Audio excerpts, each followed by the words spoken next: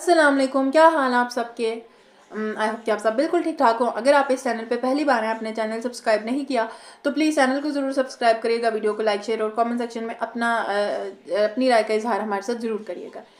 Title और thumbnail से तो आपको अंदाज़ा हो ही गया होगा कि हम किस बारे में बात करने वाले हैं। हम बात करने वाले हैं रजब भट्ट वर्सेस फहद मुस्तफ़ा। ये कंट्रोवर्सी आप सबको ही पता ही होगी, जिसको नहीं पता तो मैं इसको एक्सप्लेन कर देती हूँ। फहद मुस्तफ़ा के काफ़ी टाइम पहले 2-3 जगह इंटरव्यूज़ होते रहे, तो जिस पे उनसे फैमिली व्लॉगिंग के बारे में पूछा जाता रहा कि आप फैमिली व्लॉगिंग के बारे में क्या कहते हैं, आपकी क्या राय है। तो जिस पर उन्होंने कहा कि मैं ये चीज़ नहीं कर सकता कि मैं अपनी फैमिलीज़ को नहीं बेच सकता। ये जो लोग अपनी फैमिली को सेल करके पैसा कमाते हैं, मैं ये काम नहीं कर सकता। लोग कब्रिस्तान में जा रहे हैं तो व्लॉग बना रहे हैं, मैंने अम्मी के पाँव दबाए उसका व्लॉग बना रहे हैं। तो उन्होंने बहुत सारी बातें बोली फैमिली व्लॉगिंग को लेके। अब यहाँ पे मेरी दो राय है। पहली बात है, मुझे उन्होंने जो कुछ चीज़ें कही उससे मैं एग्री करती हूँ। जब हमने कब्रिस्तान वगैरह जा रहे हैं, हम कितनी सारी जगह जा रहे हैं, आई थिंक वहाँ पे एक होती चाहिए, कहीं ना कहीं रिस्ट्रिक्शन ज़रूर होनी चाहिए कि यहाँ पे आप लोगों ने व्लॉग वीडियो वगैरह नहीं करनी, ठीक है।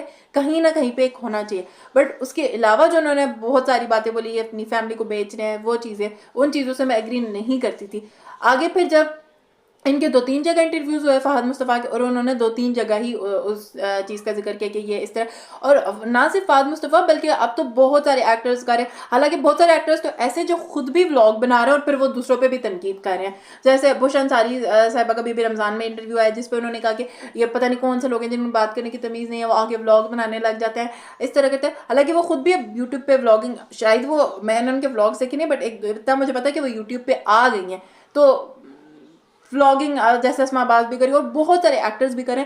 तो वो आई थिंक जो व्लॉगिंग के चाह रहा है, वो बहुत ज़्यादा एक्टर्स को हो गया कि व्लॉग आ रहे हैं, क्यों ला रहे हैं, क्या हो गया। फिर अभी रजब भट्ट का मेट्रो एंटरटेनमेंट पे इंटरव्यू आया जो अफ्तार के रिलेटेड होता है, वो जो हर साल करते हैं। तो जब उनसे पूछा गया कि आप फहद मुस्तफ़ा के बारे में क्या कहना चाहते हैं, पहले उन्होंने एक सेकंड कहा कौन फहद मुस्तफ़ा, बट फिर अगले ही सेकंड उन्होंने जो है अपनी एक्सप्लेनेशन देना स्टार्ट कर दी कि देखिए, सीनियर वो होता है जो अपनी इज्जत करवा रहे।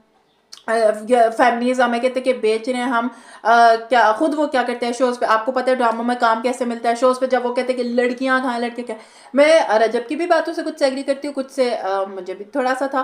पहली बात है, मुझे दोनों फहद मुस्तफ़ा से भी मसला था, जिस वो इस वक्त स्टेज पे हैं, उन्हें इस चीज़ पे बारे में बात करनी चाहिए। आपको नहीं पसंद, आप बात ही मत करें, आप उस चीज़ को ही स्किप कर दे, करने की ज़रूरत ही नहीं थी। जब दूसरी तरफ रजब का था, मुझे रजब से भी एक्सपेक्टेशन थी कि अगर वो थोड़ा एक जो उनकी टोन थी ना, उसको ज़रा नॉर्मल ले आते, आराम से बात कर लेते, तो वो भी बेहतर रहता। जो बट रजब के पॉइंट्स भी काफ़ी हद तक ठीक थे। ड्रामों के बारे में मुझे नहीं पता उसका, वो आप सबको पता है, वो कास्टिंग काउच और उन सबको ही आगे लेके आ रहे थे कि क्या क्या होता है, किस बारे तरह होता है। बट जो उन्होंने बात की कि शो में लड़कियां वगैरह, अब बहुत सारे लोग का ये एक सेगमेंट होता है कि लड़कियां बुलाएं, लड़कियां, तो व्लॉग्स के भी बीच में सेगमेंट्स ही हैं कि आप क्या कर रहे हो, क्या दिखा रहे हो।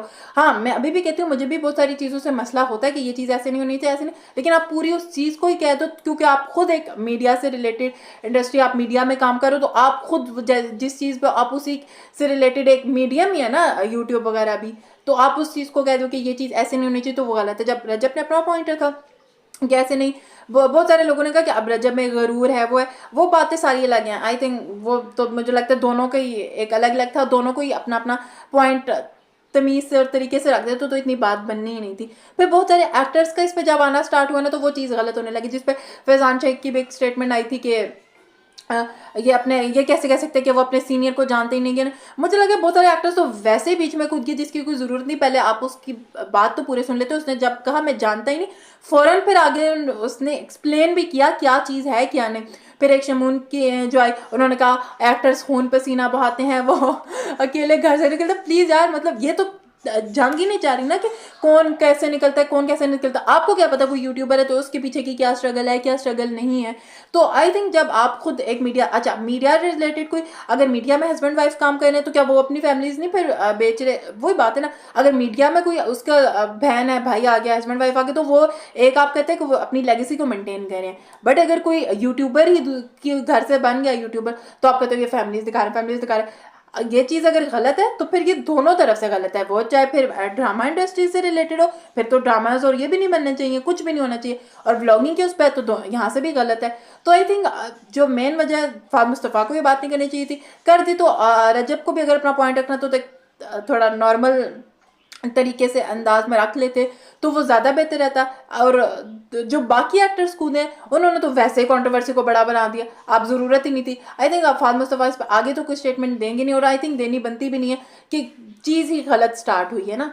तो और बाकी जो एक्टर्स आ गए वो इस चीज़ को आई थिंक कंट्रोवर्सी को, वो जो कह रहे हैं ना एक्टर्स खून पसीना बहाते बहाते, वो कर करके ना ऑनेस्टली वो उससे पॉइंट्स ना थोड़े रजब की तरफ चले जाते कि यार मेहनत हर कोई कर रहा है, लेकिन जो एक्टर्स और ये वाला होता है, मैं एक दो जगह पहले भी मुझे होता है कि जब एक्टर्स कहते हैं हम इतनी मेहनत करते थे, मुझे लगता है मेहनत सारे करते हैं, जो उनके पीछे कैमरा टीम होती है, जो उनके पीछे उन्हें चाय ला के देने वाले, तो जो पीछे सारी लाइटिंग वगैरह करते हैं, डीओपीस वगैरह, एक्टर्स तो फिर नजर आ जाते हैं टीवी पे, उनको जो पेमेंट्स होते हैं वो सब होता है, उनको जो क्रेडिट मिलता है, उनको जो आवाम से प्यार मिलता है, उसका तो मुकाबला ही नहीं है। जो पीछे टीम काम कर रही है, हालांकि वो तो आती भी पहले सेट तैयार करने के लिए, जाती भी बाद में, तो उनको तो वो क्रेडिट भी नहीं मिल रहा होता। तो मसला ये ना कि हम लोगों को जितना मिल रहा होता हम लोग उसमें खुश नहीं रह रहे होते। आप लोग बताइएगा कि आप लोगों के इन दोनों को पॉइंट के क्या लगता है, किसको क्या करना चाहिए था, आप लोग किसकी बात से एग्री करते नहीं करते। मुझे तो लगता है बात होनी ही नहीं चाहिए थी, हो गई थी तो बस दूसरी तरफ से कह देते कि पास। तो आप लोग बताएं क्या ख्याल आप लोगों के। वीडियो को लाइक शेयर और चैनल को सब्सक्राइब करिएगा।